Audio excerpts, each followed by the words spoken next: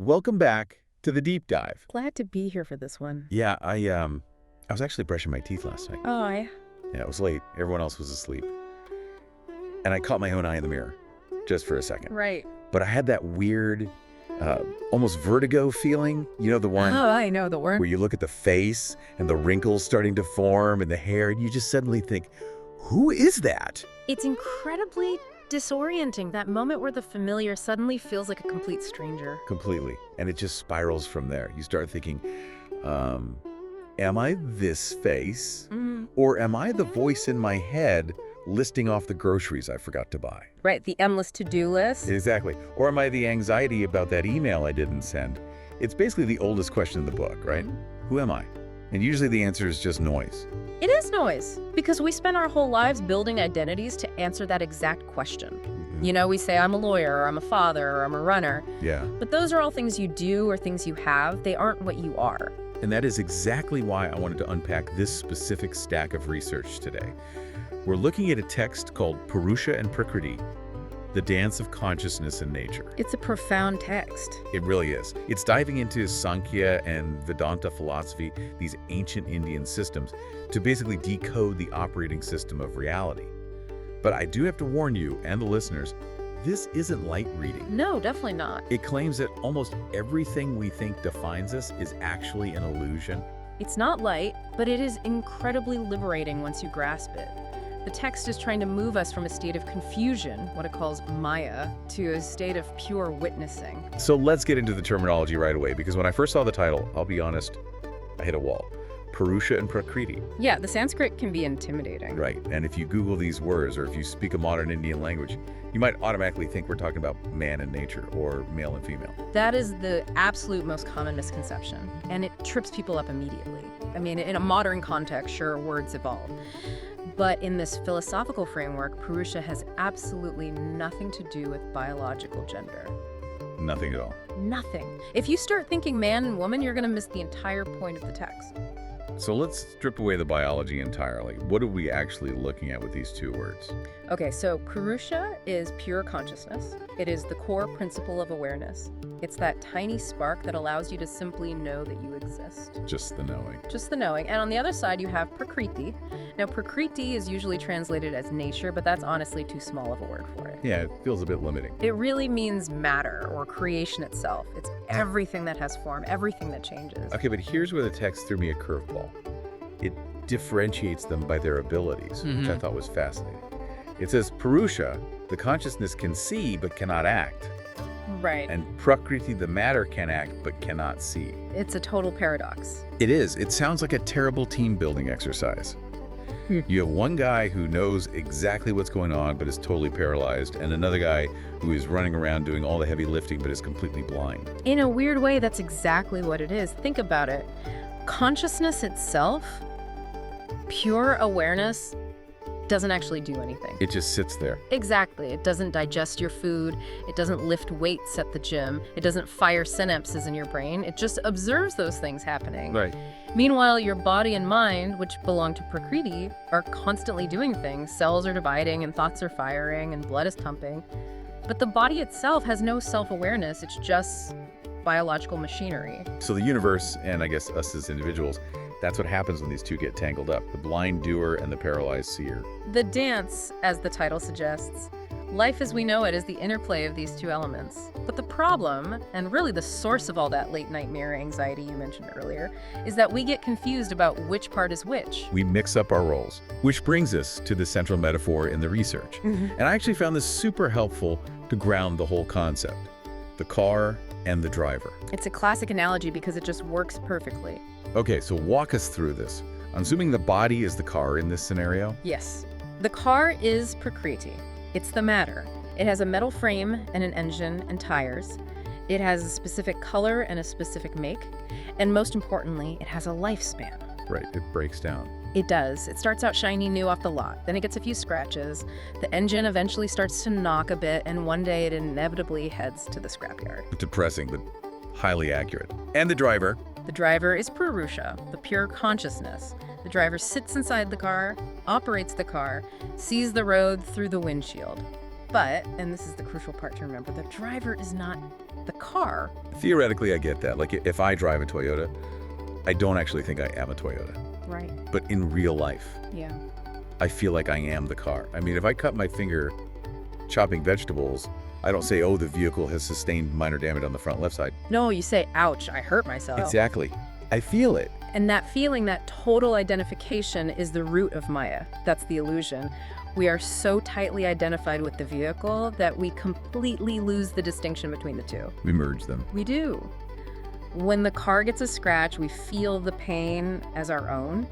When the car gets old, we feel like we are diminishing, like our actual self is fading away. But wait, hold on. Because it's relatively easy to say, I am not my physical body. I think a lot of people can get on board with that idea. Like, oh, I have a soul that lives inside me. Sure, that's a common concept. But the text takes it a step further, and this was the part I found really confronting.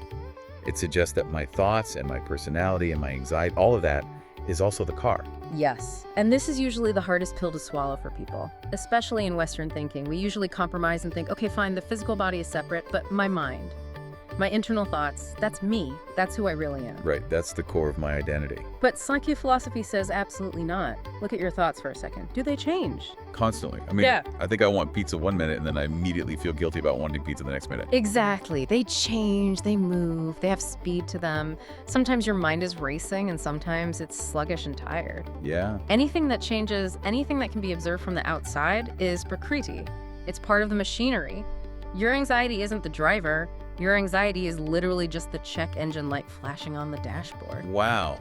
That actually totally changes the stakes. How so? Because if I'm anxious, I usually feel like I'm drowning in it. Like I am made of the anxiety in that moment. Yeah. But you're saying the anxiety is just a mechanical process happening in the subtle body, and the real me is just sitting back watching it happen.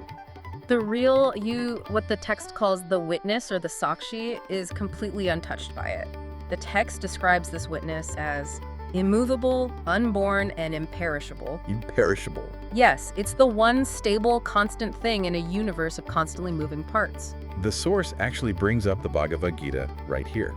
Specifically, that famous conversation between Krishna and Arjuna.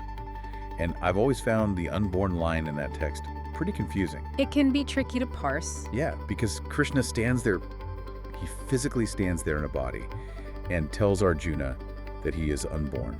It sounds like a huge contradiction if you're only looking at the car.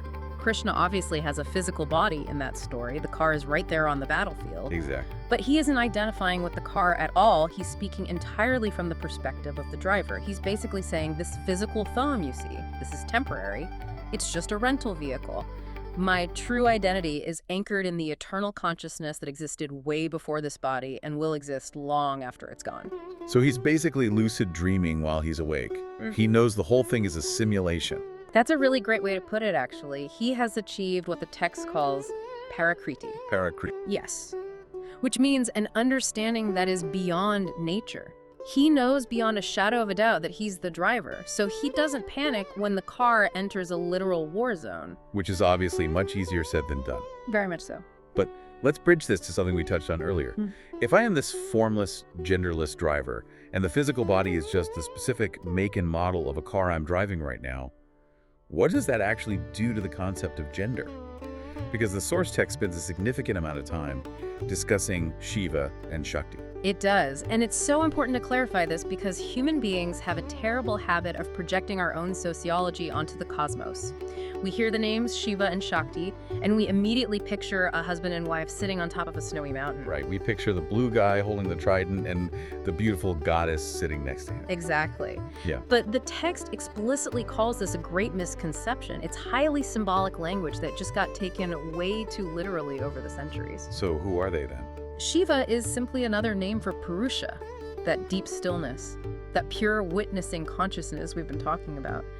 And Shakti is Prakriti. It's the dynamic, creating energy of the universe. So it's not a guy and a girl at all. It's more like potential energy and kinetic energy. That's closer, but the text uses a brilliant analogy here. The sun and the sunlight. Think about that relationship for a second. Can you have the sun without sunlight? Well, no, because if it doesn't give off light, it's not really a sun. It's just a giant dark rock floating in space. Exactly. And conversely, can you have sunlight without a sun to produce it? Obviously not. The light has to come from somewhere. Right. They are completely inseparable. You cannot draw a physical line in the sky where the sun ends and the sunlight officially begins. They are two expressions of the exact same reality. Okay, I see. Shiva is the source, the ultimate stability. And Shakti is the expression of that source, the flow of life. So bringing it all back to us, to the listener tuning in right now, this idea basically suggests that gender is just the make and model of the car you happen to be driving this time around. Precisely. It's a temporary limitation of the physical vessel. On the ultimate level of the soul, the level of the driver, there is no male or female. There is only consciousness witnessing the ride. That is kind of the ultimate equalizer, isn't it? It completely democratizes spirituality. It doesn't matter if you're driving a minivan or a Ferrari or a beat-up dump truck. The driver sitting inside is made of the exact same substance. Okay, I want to pivot to the final major section of the text now. Yeah. Because this is where my brain honestly started to cramp up a little bit. It's the section titled Me and My Shadow. Ah, yes. This is the deep end of the philosophical pool. This is where we shift from dualism, which is seeing two separate things like the car and the driver, to pure non-dualism. Right, and the text argues here that Prakriti, the material world, the car, everything we can physically touch is just a shadow of Purusha. That's the claim. But I struggle with that. Because this wooden table I'm leaning on right now feels incredibly solid, it definitely doesn't feel like a shadow. If I go outside and stub my toe on a literal car, it hurts. Calling all of that a shadow feels like, I don't know, it feels like we're just dismissing reality. It's a common reaction. But the text isn't dismissing the actual experience of reality, it's questioning the independent existence of that reality. Think about your own physical shadow on the sidewalk on a sunny day. Does that shadow exist? Yes, I can look down and see it. Right. But does it have an independent life of its own? Can your shadow suddenly decide to detach itself from your feet and go grab a cup of coffee while you stay here recording the deep dive? No, it goes wherever I go. Because it is merely an extension of you. It has no physical substance of its own. It's just a geometric projection caused by your form blocking the light. The text is arguing that the entire material universe, all the galaxies, the stars, your physical body, this wooden table, is just the shadow cast by supreme consciousness. Matter actually has no independent reality.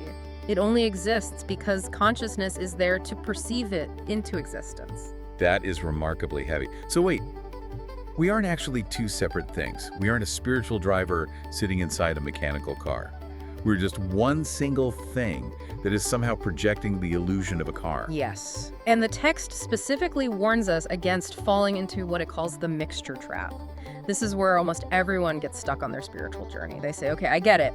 I am 50% eternal soul and 50% temporary body. That's exactly what I was thinking. I'm a hybrid model. But the philosophy pushes back hard on that. It says no. If you think you are a mixture of two things, you are still completely stuck in duality. You are still seeing two separate entities. So what's the alternative then? How do we visualize this non-duality? They use the ocean analogy, and this is probably the best way for the human mind to visualize it. Imagine you are standing on the beach just watching the ocean. You see a massive wave rise up. It crashes onto the sand. You see sea foam. You see tiny bubbles popping. Lots of distinct, separate things. They certainly look distinct. A tiny, fragile bubble does not look or act like a massive crashing wave. But what are they actually made of? They're all just water. They are all just water moving in different patterns. The wave is water. The bubble is water. The calm, dark depths miles below are water. In this analogy, the forms, you mean the car, the table, are the waves and the bubbles. We look very different. We have different shapes and we give ourselves different names. But the substance? The substance is Brahma, universal pure consciousness. So the goal of all this philosophy isn't to somehow magically escape the car. The goal is to simply realize that the car is made out of the exact same stuff as the driver. Yes. There's a famous Sanskrit phrase, Sarvam Kalvidam Brahma. Everything is indeed Brahman. It's not about rejecting the physical world or hating the body. It's about recognizing the entire world as a playful expression of the divine. But why is that so incredibly hard to hold on to? I mean, intellectually, sitting here talking to you, I hear it. We're all one water. That sounds great. It does. But then tomorrow I'm going to get cut off in traffic by a guy in a giant Ford F-150, and I promise you, I'm not going to feel like I'm one with him. I'm going to feel like a very angry wave that wants to smash that other wave into pieces. Because the illusion is so convincing, it's brilliantly designed to be convincing. Think about a great movie. If the movie wasn't convincing, you wouldn't sit there and watch it for 2 hours. We are so mesmerized by the drama of the waves, the rising, the falling, the birth, the death, that we completely forget about the water. It really seems like that mixture trap is where most of us set up camp and live. We want the spiritual peace of being the detached driver, but we still desperately want the social validation of being a really shiny, impressive car. Exactly. We want to be the eternal, untouchable soul, but we also really want people to like our photos on Instagram.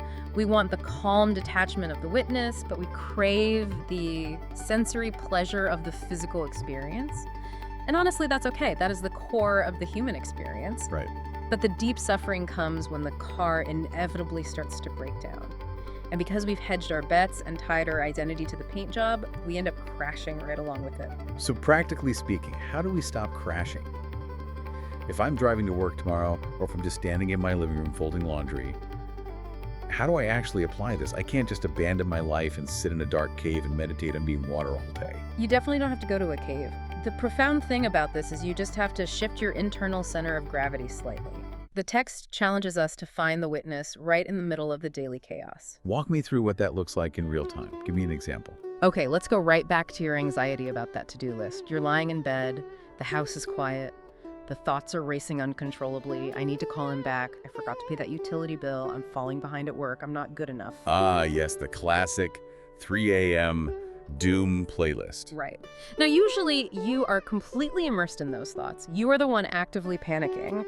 The shift we're talking about is to just step back, even just 1 mental inch, and actively look at the thoughts as objects. Okay. You literally say to yourself, I am noticing a thought about the phone bill appearing in my mind. I am noticing a feeling of tightness developing in my chest. You're turning the statement, I am anxious, into the observation, I see anxiety. Exactly. You become the driver simply watching the traffic go by outside the windshield. You remain alert. You see the fast red cars and you hear the loud honking trucks. But you firmly remember that you aren't the traffic itself. You are just the quiet space in which the traffic is currently happening. It sounds like such a tiny semantic shift, but it creates a massive amount of breathing room. It fundamentally changes your relationship to reality. If you can passively watch your own anger rise up, you aren't possessed by the anger anymore. If you can watch your aging face in that late-night mirror, you aren't devastated by the passage of time. You simply realize the car is aging, but the driver remains ageless. That really brings us full circle to that first moment in the bathroom mirror. Instead of having an existential crisis about the new wrinkles, maybe the ultimate move is to just wink at the reflection and say, nice car. Bit of high mileage on it, but it still runs. That is exactly the attitude. Treat the car incredibly well. Put premium fuel in it. Wash it regularly. Take it in for maintenance. But don't for a single second fool yourself into thinking it's actually you. It's a very powerful reframing of how we live our lives. And I think that's the perfect challenge for everyone listening today. We aren't asking you to become an ascetic monk or renounce all your worldly possessions. We're just asking you to play around with the idea of the witness. Just for today, try to catch yourself identifying too closely with the vehicle. When someone insults you or you get offended, ask yourself a simple question. Did they actually hurt me? Or did they just put a tiny scratch on the car's paint job? And here's a final provocative thought to chew on. Something that really stuck with me from the very end of our research for this deep dive. If the driver is truly just a silent witness, Right. if the pure consciousness inside you is just sitting back watching the chaotic movie of your life play out on the screen, then who is the one currently judging it? That is the ultimate question. If the real you is just watching, then that loud critical voice saying you're doing a bad job or you need to be more successful, that voice isn't you either. That voice is just more mechanical noise coming from the engine. It's literally just the car's radio stuck on a static channel, and you absolutely do not have to listen to it. I love that. You can just change the station. Or better yet, you can just turn the radio off and enjoy the ride. Enjoy the ride. Thanks for diving deep with us today into the mechanics of the soul and the nature of reality. It's been quite a trip. Keep watching the road out there, but please don't forget who's actually driving. We'll see you on the next one.